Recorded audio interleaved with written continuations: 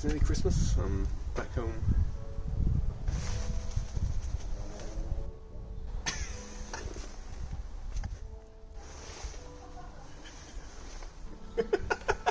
My mother wondered what I was doing. Yeah.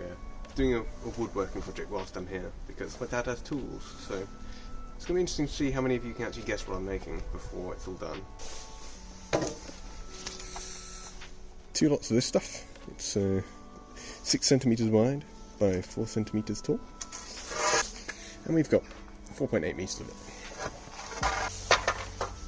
Complete with 4.8 metres of dowel, about an inch thick, glue, and lots of magnets, like tiny little magnets. Set one is going to be cut these to size. It's going to be about 10 centimetres, I think. You're going to need a saw.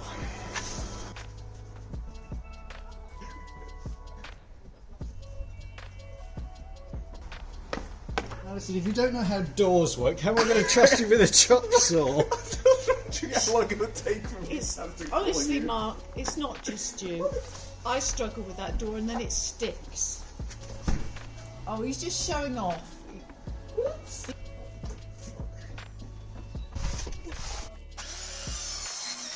Yeah, that's good. Yeah, not bad.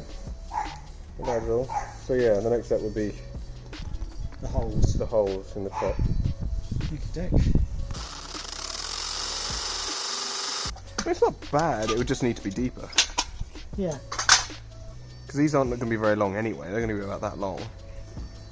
Yeah. Something like that. So step 2 is going to involve magnets. I need... Sit down. Have a clean bum. Yeah? Have a place to sit, like that. Because you'll get mucky. Mucky. Oh, look at that, I have a throne now. Crap. Oh, the magnets just fell off. Plan A didn't work. And Plan A didn't work because, well, for several reasons. The first reason why it didn't work is because the glue isn't strong enough to keep that side on whilst I'm putting this side in. The harder one. Oh, but these magnets, they do not have any indication on either side as to which polarity they are on which side. So I've got a nail. And the first thing I'm going to try, using a nail to try and make an indent. The answer to that is a resounding no. So yeah, what I think I've decided to do is, with these blocks, I'm going to do all the cutting of these first. Do one side of magnets, let them set fully, figure out which side needs to do the other side of magnets, flip them over, and then just do all the magnets in the same polarity at the same time. So for today, I'm just gonna cut the rest of it 10 centimetre lengths and drill the holes in the tops.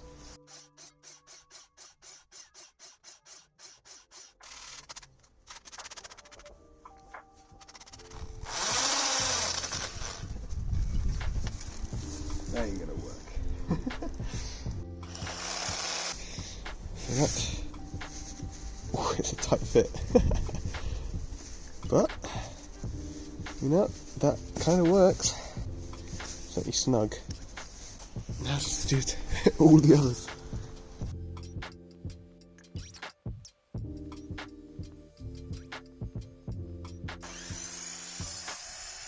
So, that is one length. So next is just find a different length that chops straight in the middle. And that's what it will create. Little pieces, angle piece at the top, square piece at the bottom.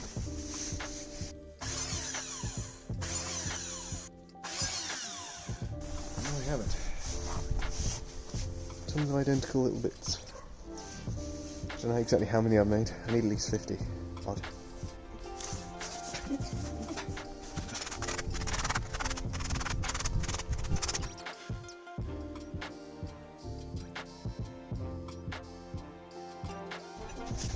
Went and bought, in preparation for other things, a bunch of, like 100 lanyard holder things.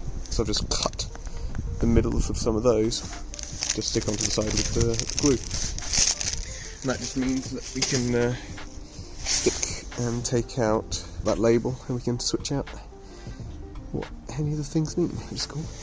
The other thing I did was test out a couple of sort of emblem sizes, so I think that's 8 by 10 centimetres. It'll be the emblem on top and then the name of it along the bottom. I tried using just magnets, which kind of worked. But I think I'm actually going to go with a second option. Partially because I ran out of magnets, but also command strips, which are like Velcro, which are much easier and don't rotate as much. So this was just about it, a bit of gluing and printing off of some test labels. The printer decided to favour red in everything. The emblems we replaced later anyway by Fomex board, but you get the drift. We will have a fully functioning drafting table at LAN Madness. Hope you enjoyed seeing how it was made.